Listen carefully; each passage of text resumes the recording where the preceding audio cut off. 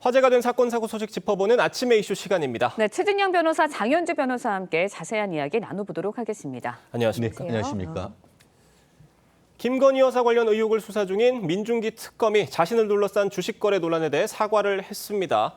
위법 사항은 없었다고 일축을 하면서도 매도 시기, 경위 이런 것과 관련해서는 구체적인 설명이 없었는데 여전히 물음표는 사라지지 않는 것 같아요. 위법이 없는데 왜 사과하죠? 저는 그 부분에 대해서 국민들은 근본적 의혹이 있는 것 같습니다. 실질적으로 지금 같은 경우에는 결국 취득하거나 매도함에 있어서 내부 정보 내지는 미공개 정보를 이용한 사실이 없다라고 하면서 법률적인 측면으로 일단 접근을 하는 것 같습니다. 예. 하지만 아시다시피 특검 같은 경우에는 똑같은 주식, 그것을 가지고 2010년에 똑같은 때에 매매했던 취지로 해서 김건희 여사에 대한 형사 수사까지 했었습니다. 그런데 김건희 여사에 대해서는 수사를 해야 되고 본인은 아무런 의혹이 없다라는 것에 대해서 국민의 눈높이에 과연 맞는 어떤 해명인지에 대해서 상당히 의문이 있고요. 그리고 말씀의 취지가 살짝 변동된 것 같습니다.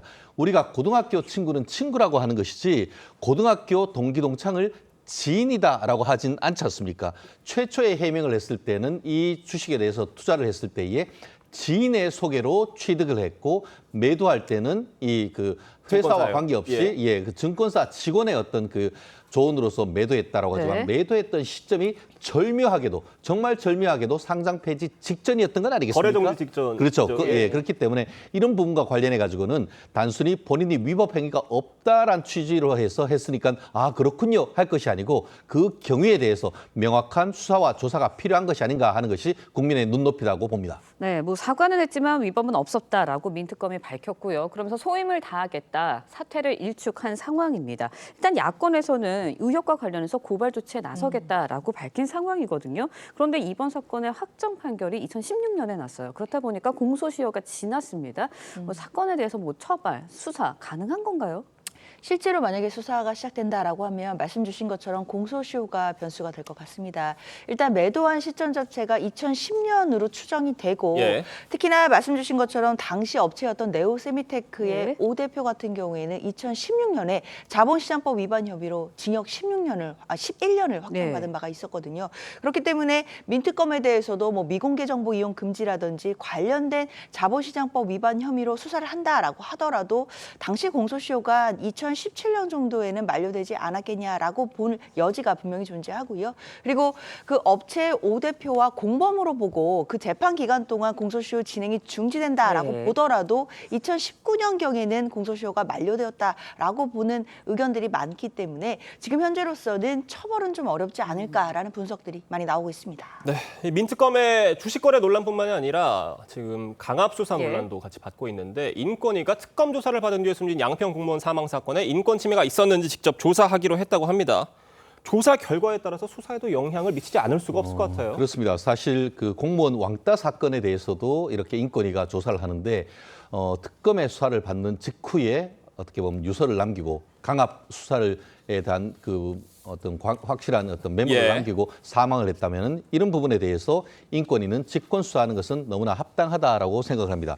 실제로 인권위법 30조에 따르면 인권 침해나 아니면 차별 행위가 있다는 상당한 근거가 있는 경우에는 직권으로 조사할 수도 있다라고 봅니다. 그럼 상당한 이유가 뭐냐? 지금 본인 스스로가 이제 남기면서 한 10여 장의 A4 용지의 어떤 유서 그리고 그 이외에 아주 수사 대상을 특정을 해가지고 본인이 받은 모욕적인 그런 내용을 남겼기 때문에 그것은 분명한 상당한 근거다라고 봅니다. 그렇기 때문에 이 부분에 있어서 직권 조사를 하는 것인데 한 20일간 수사를 한다고 합니다. 다만 이 부분에 있어서 어떤 결과가 나올지는 아직까지는 좀 지켜봐야 되는데요. 왜냐하면은 수사기관과 달리 여기는 조사기관이라 보니까 압수수색 이런 강제 수사를 할 수 없다 보니까 그런 한계가 있습니다. 그럼에도 불구하고 수사하는 과정에서 의혹이 있다라고 할 경우에는 구제 조치, 또 정책 공고, 나아가 검찰이나 경찰에 고발할 수 있는 그런 부분도 있어서 경우에 따라서는 만약에 어떤 차별 행위 내지 인권 침해가 있다라고 밝혀질 경우에는 특검 수사에 상당한 어떤 부담이 될 가능성도 있기 때문에 좀 결과를 지켜봐야 될 것 같습니다. 네, 알겠습니다. 이번에는요, 캄보디아 관련 소식도 짚어보도록 하겠습니다. 저희가 앞서서 전해드리기도 했는데 캄보디아에서 사망한 대학생의 유해 오늘 오전 8시 한 40분쯤에 인천공항을 통해서 도착을 할 것으로 예정이 돼 있다라는 소식 전해드렸습니다. 일단 부검 결과는 시신이 훼손돼 상황은 발견되지 않았거든요. 앞으로 남은 절차는 어떻게 되는 건가요? 네, 말씀 주신 것처럼 일단 경찰은 부검을 마쳤고요. 캄보디아 당국과 협조를 통해서 대학생의 유해에 대해서 화장 절차도 진행을 예. 했습니다. 일단 경찰은 부검 과정에서는 대학생의 시신이 훼손된 상황은 아니었다라고 확인하긴 했습니다. 그렇지만 정확한 사인을 파악해야 되기 때문에요. 일단 국내에서 조직 검사 그리고 약동물 검사 이런 부분들 진행할 예정이고요. 양국에서 진행되고 있는 수사 결과를 좀 확정한 후에 관련된 부분들이 확인될 것으로 예상이 됩니다. 네. 네, 지금 캄보디아 사망 대학생 유해가 조금 전에 인천공항에 도착했다는 속보 지금 전해지고 있는데 저희가 관련해서는 자세한 영상 들어오는 대로 예. 전해드리도록 할 텐데요. 지금 검찰에선 이 캄보디아 송환자 64명 중에 59명에 대해서 구속영장을 청구했고 이 가운데 40여 명이 무더기로 구속이 됐습니다. 자, 근데 이들 대부분 범죄 혐의점이 확인이 된 건데 일부는 피해자성을 좀 강조를 하고 있다고 해서 이게 인정이 될지가 좀 관건이에요. 사실 저도 지금 현재도 예. 이와 거의 유사한 구속 사건을 변호사로서 지금 한 서너 건 변호를 하고 있습니다. 형사 사건에서 왕왕 있는 그리고 경우에 예. 실질적으로 그 1심에서 그 재판을 하는 과정에서 동일하게 예. 나는 피해자다라고 얘기를 하고 있습니다만 사실 이런 케이스에서 한국에서도 월급이 한 200~300 받기도 쉽지 않은데 후진국인 캄보디아까지 갔는데 1,000만 원 준다? 그거는 상식적으로 봤을 때 뭔가 좀 이상하다라는 그 느낌이 있지 않습니까? 예. 거기다가 통장 매매 이런 얘기 한다고 하면은 그 자체로서 어떤 위법이 있다라는 것을 미필적 고의도 있다라고 볼 가능성이 예. 더 큽니다. 그러다 보니까 지금 그 64명 중에 59명은 이미 구속돼 있던 사람이고 5명은 자발적으로 자수를 했던 그런 분들이기 때문에 네. 그런 분들 외에는 사실상 거의 대부분 혐의가 인정돼서 구속되고 중형이 선고될 가능성이 상당히 클 것 같은데요.